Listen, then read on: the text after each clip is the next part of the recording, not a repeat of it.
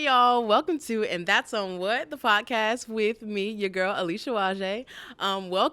Welcome. This is my very first podcast episode. I've been wanting to do this for like 2 years plus. Like, it's just been always in me to do this, and I'm so glad that I can take y'all along the ride.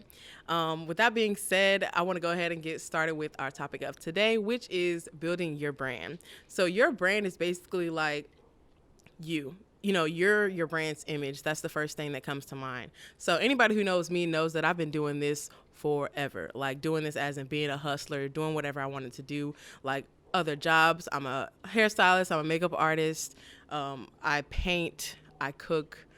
Whatever you need me to do, I'm probably going to do it for $1, so that's basically what I am about. So building your brand is basically like building those people who connect with you no matter what you're doing, because as soon as you have that personality, it's going to elevate who your audience is. Like, they're going to follow you no matter what you do. So basically that's what I mean by building your brand.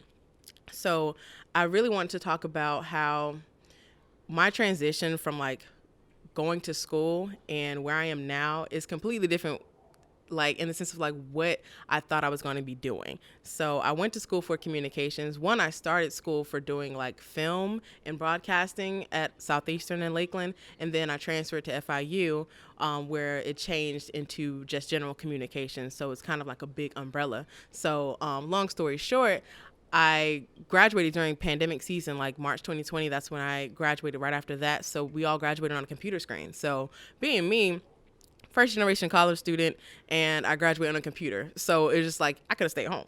So a lot of the time I was like, man, was this something that I was supposed to do, was still go to school? Because I feel like I wasted my time, but then I look back on everything that I gained from it and knowing that, wow, I'm still using everything that I went to school for, or any experience that I had, I'm using it now in my business. So I started my business officially a couple years ago, but I've always done hair, makeup. So I was my first client of like doing marketing, any type of business promotion, videos, logos. I did all of my own stuff. So when I talk about like building your brand, it's basically like getting your ass up and doing what you need to do, because a lot of times people sit around and think like, oh, I didn't go to school, or I didn't do this, I didn't do that, and no one set this up for me, so I can't work and I can't do what I need to do. But a lot of the time it's just, you just have to get a plan, build a plan, and facilitate it. A lot of times people think, oh, it's money that stops you, oh, it's support that stops you,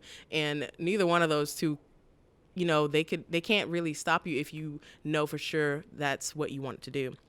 So if you are not working towards your business or your goal every single day, then you don't want it that bad. It's plain and simple, just like that. Because even after every job that I've worked, I didn't stay that long. I promise I have like 20 W-2s, but I didn't stay that long because I know in my heart, like, this is not what I want to do. And I know that I can do what I want to do. And ever since I was a kid, knowing that I can make $1, I could be in any room with anybody and sell you something. And that's been my motto forever. Be in a room where no matter who's in the audience, you can sell them something. And that's basically what's driven me, like, my entire time, just my entire career as an entrepreneur. Because all to say, you don't know, like when people ask me, who are you? I don't say I'm a hairstylist, makeup artist. I say, oh, I'm an entrepreneur, because I do whatever it takes to build my brand. My brand is my personality, my person, Alicia Nwajei. Like, that's going to be me. So when y'all are sitting around saying like, okay, I want to do this, I want to do that, and you have all of these plans and you write it up and then it falls through, it's because you don't want it that bad. So I feel like if you are setting yourself up for failure every single time, like, like, okay, I can do all this, but I won't have the money, or I could do all this, but who's going to like my photos? Who's going to follow my page? Who's going to listen to me?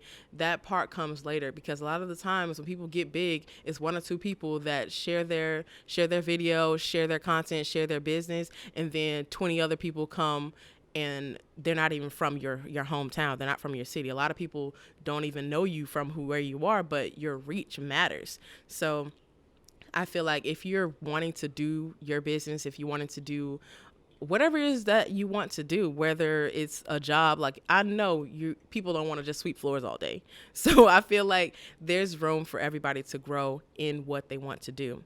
The jobs that I was working, I couldn't sit there and say like wholeheartedly like, oh, I'm going to just move up in corporate. I'm going to be a manager here. I couldn't do that because I know that I wasn't going to be here that long. Every single thing that I did, I was like, I'm really not going to be here that long. Like, I know for sure I'm going to be my own brand and work for myself. Like, I swear I'm allergic to working for people. Like, I sneeze and cough every time I walk in to clock out. Like, it's just not happening for me. So I just feel like if you have the right support system, whether that's one person, it could be one person, and they believe in you, the other part is you.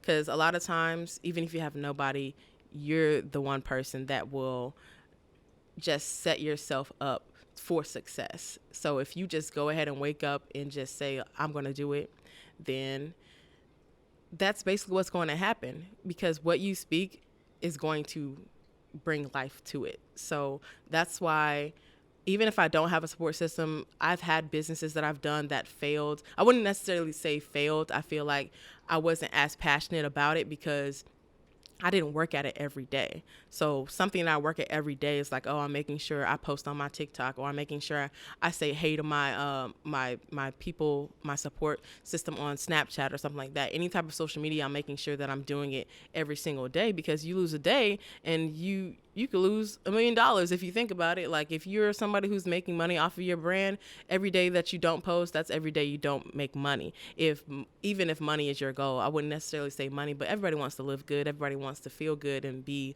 successful in the sense of, just making sure they can take care of themselves and others. If you're that type of person. Some people are selfish, they just keep it all for themselves, but that's okay. If you do that, you do that. But in big picture, building your brand is really about getting yourself in the groove of like, I'm going to do this. And if you sit around singing your same song, no one's going to hear it.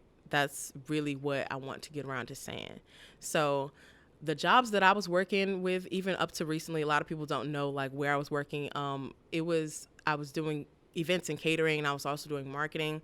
And I know for a fact I didn't want to do events or catering, but I'm just like, okay, I went to school, I wanted to do marketing, I want to be in communications, I want to be in the field, but here I am setting up tables, you know what I'm saying? So it was just like, okay, I'm going to be here, I'm going to learn the business, I'm going to like get whatever experience that I can, because who knows what's going to come of this opportunity. So I just took it for what it was, and I'm like, okay, I'm just going to go full in. And it turned out like that job wasn't for me. More and more, I was like disconnecting myself because I wanted to learn more of the marketing side. But I feel like the people that I did work for, not to bash anyone, but sometimes not everyone's meant to they don't know how to mold people in this day and age. So it's like, if they want you to have a certain amount of experience, it's like not many people are going to give you that experience. They just want you to come with it. And it's like, okay, if I'm needing to gain my experience, how do I get it? Even after when I applied to jobs right after school, with my degree, it was like, oh, we need 5 years experience. And it's like, how do I get my experience if the last 5 years I was in school? So it's basically like, you're taking a risk and so are they. But the pro is that they have the perfect opportunity to mold their perfect employee, and a lot of people don't take it because they're impatient. That's not their business, so they're just working there just the same as you. So they're not passionate about it.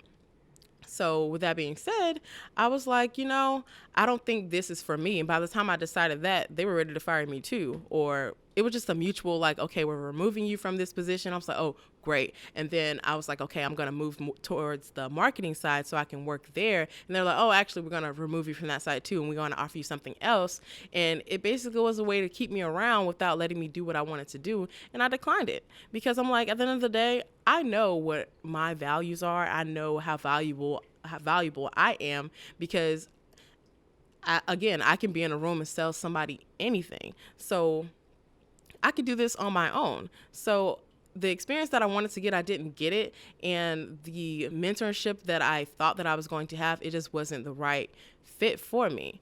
The mentor that I did have, she was like, oh, it took me 12 years to get where I'm going. And I'm just like, in my head, I didn't respond, but in my head, I'm just like, why would it take you that long? You had to have been watching Netflix specials every day. Like, you've had to be sitting around doing nothing for half that time, because there's no way in hell that you tell me that you've been working on your craft every single day and it still took you 12 years to get where you want to be. So I feel like that's just impossible, especially for this day and age. There's too many resources out here for you to fail. That's what I feel like. That's what I truly believe, because you look up on YouTube, you can find any single thing that you're looking for. Google, whatever it is, you're going to find it. If you don't know how to do it, nowadays you don't even have to go to school to find the information or the tools that you need to succeed. So that's why I feel like any of that is just all excuses to me. So that's basically what I wanted to get at.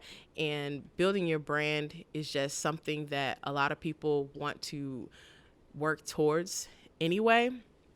So if you're the type of person who wants to really perfect your craft before you head out, it's like, even having that mindset of it's not perfect yet, you can always improve later. And a lot of people don't even understand that part of it.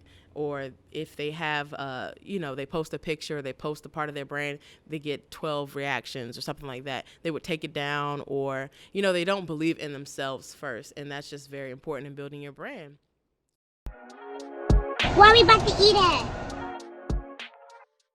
Now, this segment I want to bring on is called Where We About to Eat At. Basically, it's the time where you want to highlight the place that you went to this week, the food you cooked, like something that was just banging this week. So for me, I don't know if y'all know where Lakeland is. Lakeland is between Orlando and Tampa. It's pretty big, actually, so you can blink 5 times, then you'll miss it. But, it's downtown Lakeland. What is it called? It's the Lovebird. The Lovebird downtown Lakeland is probably my favorite chicken place. They have fried chicken. It's interesting because white people made it, but it is great. The stereotype, it don't matter there, because one, I know they put Lawry's on them fries because them fries be snapping, and their chicken is so juicy. It's like, you don't even need to put sauce with it, and it's literally my favorite place to go every single day. Like, I could go there every day. Like, I really could. If I were to think about my, what is it called? Financial responsibility. If I didn't have that, then I'll eat there every day. But yes, I just wanted to shout them out because that is literally like where we're about to eat at. Every time I think about when I'm hungry, I will go there. So yes, that is the Lovebird, which is on, it's on South Florida and Lakeland, Florida. So if you look it up, you'll definitely find it. Have several seats. This is a segment I like to call Have Several Seats. Basically, it's the time to tell us about something you didn't like this week or recently, or anything that's been happening. It could be TV shows, movies, celebrities, the way something ended. It depends on whatever it is. You can tell that item, that thing, that person to have several seats. So who I want to have several seats is Jocelyn. Jocelyn from Jocelyn's Cabaret. If you haven't watched, go ahead and get your subscription to Zeus. You just pay it and go ahead and watch the episodes. It is so, like, I watch it, and I'm not even a big reality TV person, right? And I watch it in the hopes of getting, like, I don't know, I always want to get to the bottom of what exactly is her show about, because all it is, it's bashing women the entire time. And then half the show you see her, happy with everybody or whatever, hanging out, vibing with everybody. And then half the people that she vibed with during the show, when you get to the reunion, she's cussing them out or like about to fight them. Like this past reunion, I don't know if you've seen it, spoiler alert, but you've seen it. You've seen the videos. But the way that she treated Amber, it was too much. It was way too much. A lot of people like to call Jocelyn real, but she doesn't respect a woman as much as she thinks that she is. And she bases her show about women empowerment, and it's like, just have several seats. Like, just let it go, and just let it go. So that's the person who really just gets to me sometimes when I watch it. But the thing is, I watch her. I still watch it because it's entertaining, but a lot of the times I'm like, please sit down, because you're this is just not it. Step on these necks, sis. Now, this segment I like to call Step on These Necks, Sis. It's basically the time where you can give flowers to that stranger in a grocery store or somebody who you look up to, your parents, your family, your friends, anybody who's influenced you or you feel like it's just top tier doing that shit right now. And my person is definitely De'Ara Taylor. If you don't know who that is, she is a YouTuber. She started off as a couple, like she was a YouTube couple, her and her boyfriend or whatever. And basically, they had a very public life, public engagement, beautiful everything, and then it publicly crashed and burned. I wouldn't say crashed and burned like that. That was kind of messed up, but it really did. Like they got divorced. They were building a house. Everything kind of ceased abruptly when everything was catching on social media. So it's like usually when people are in those situations, they kind of fall off. But this girl, she got her own channel. She got her own place. They ended things even publicly respectfully. So there's not he cheated or he did this. Everybody has their theories, but you really don't know why they did what they did. But she's came out with her own brand of eyeglassware. She is doing her videos on her own, has her own house, still does all the little things that everybody on her channel thought she was going to do with him, but she's doing it herself. And I just wanted to give her flowers because I feel like that is something to admire when someone is having everything against them and they still come out on top. Like, especially over a man, because a lot of women I wouldn't say but a lot of women expect for an engagement, like when you don't get married after the engagement, it's like I failed at something. But I really want to commend her on her success and what she's done with her brand.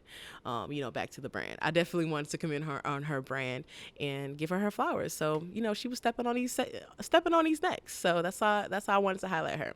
Thank y'all for joining me for the first episode of And That's On What, the podcast with your girl, Alicia Nwajei, a.k.a. Queen of the Dark Skinned Baddies. I just wanted to let you know I appreciate y'all and thank you for coming on this journey with me. You can find me on Twitter, Instagram, TikTok, and YouTube, and That's On What Pod. And you can also find me on Patreon, where you can get exclusive episodes and behind-the-scenes content, and I will let you know when that comes out too. Just follow me, and I love y'all. And that's on what?